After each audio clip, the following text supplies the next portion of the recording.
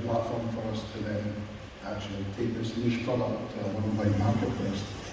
And from there we were just, it was myself and my two parents who were working in the business at the time, and I was full-time at university and they both had full-time careers, so we just had to sort of pitch in and take the business as it went. But I could recall having half of our stock in the boot of my car each week as I went away to university, and picking and packing orders on my lunch break and rushing them down to the post office.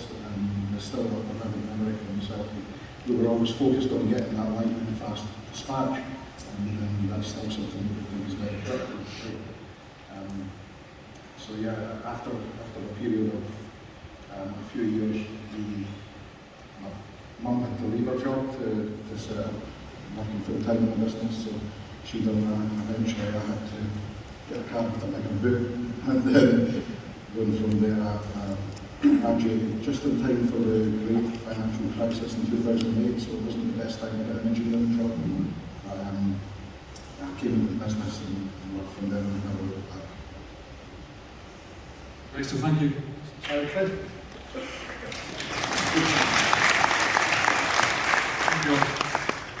Cycle was joined 7 years ago by our founder, Richard O'Connor.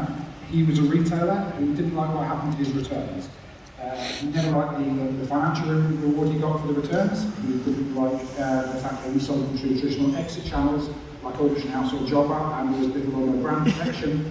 And as he didn't know what happened to the stock, you don't know what kind of environmental damage has been done, how much has been landfill, fly tipped, or even just excess mileage. So they were the three problems he wanted to solve. He originally looked at the tech refurb market, where you get laptops, mobile phones, refresh them and sell them back to consumers. Like that, realised that was quite a crowded market, so looked around for other problem categories and quickly fell into furniture. 11% of furniture that goes out online comes back because it's wrong size, wrong colour, doesn't meet someone's comfort expectations or whatever it is. So when he started the business to try and solve those three problems. Spent 3 years keeping the business intentionally small whilst he perfected it, and then I joined 3.5 years ago, and we've grown dramatically in quite a short period since then. Yeah, that's brilliant. That's very close to our eBay values as well, right? So fantastic. Thank you. Hello, yeah, so I'm Hannah. I'm not really a businesswoman. I was a teacher, an English teacher, so no spelling mistakes, thank you. And I've had a lot of ill health. I've got some Crohn's disease, so I used to have quite long spells off work, and I used to sell on eBay just for something to do because I couldn't leave the house or anything. And then I did something really disastrous for my career in 2015. I had a baby, and my boss seemed to think that I wasn't worthy of being a leader in the school anymore, and I was completely worthless. So I told him where to shove his job, and now I sell on eBay. So that's how I started. And here I am on the stage talking to a bunch of business people. Yeah, that deserves a round of applause.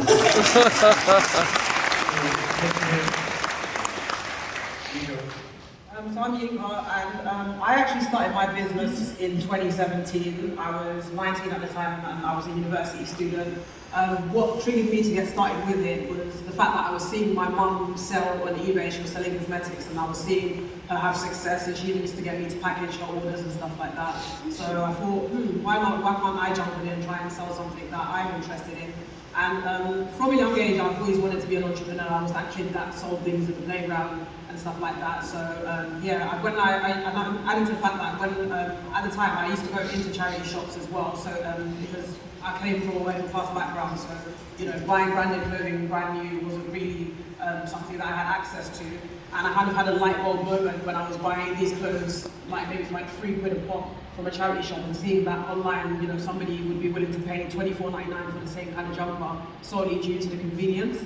At the time, it wasn't something that I was really taking seriously like that, because again, I was at university and I didn't really have much funding to even really start things up. So I maybe had like about 50 to 60 listings at the time. But fast forward to 2020, I started learning more about the fast fashion industry and the effects that the textiles industry was having on the environment. And I was learning about all sorts of wild statistics, such as textiles contributing more towards climate change than aviation and shipping combined. And hearing stuff like that made me realise that, oh, I'm sitting on a gold mine here. There's a demand for this, and this is something that solves an issue that is, as far as the environment is concerned. So fast forward to 2020, I started taking things more seriously. I went from not just dealing with charity shops to actually dealing with suppliers who have connections in Italy, in Pakistan, and all of these other countries where a lot of these clothes end up in landfill. And since taking things more seriously, we've been able to save 3,900 clothing items and going into landfill. So yeah, that's how I started.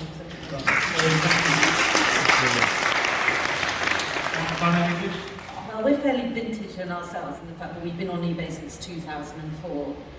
It started as a hobby. I've always loved, we sell pre-owned luxury fashion, so like you, we're hopefully contributing to the sustainable future of fashion.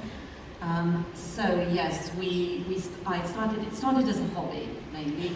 I'd had a career in the city. I'd been an accountant, worked in finance, so I understand something of business, but as I said, I was sort of looking after my family. I had lots of girls to be looking after, and then when they'd grown up, I wanted to return to the market, to the employment market.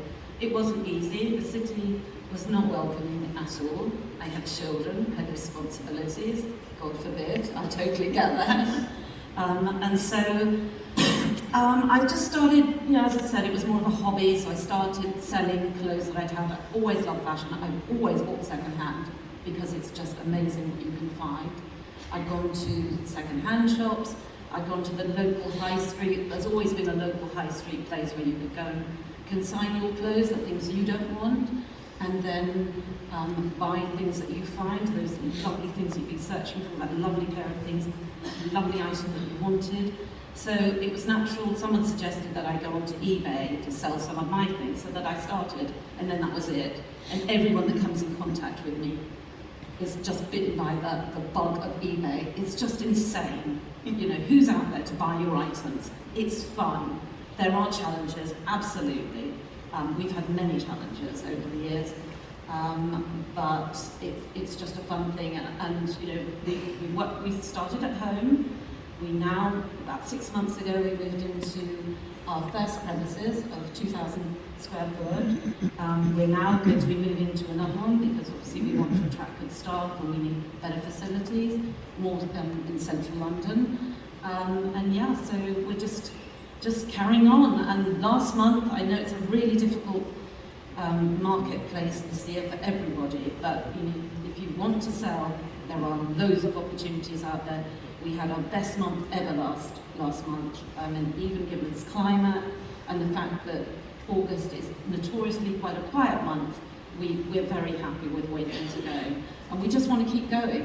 I mean, our industry particularly is in its infancy. It's only just going to get bigger and bigger. It's just digitalising it, using AI, and working out, how to do things better. And eBay's really helped us with that, so we thank you guys. Take all the credit. Thank you. So the next question is,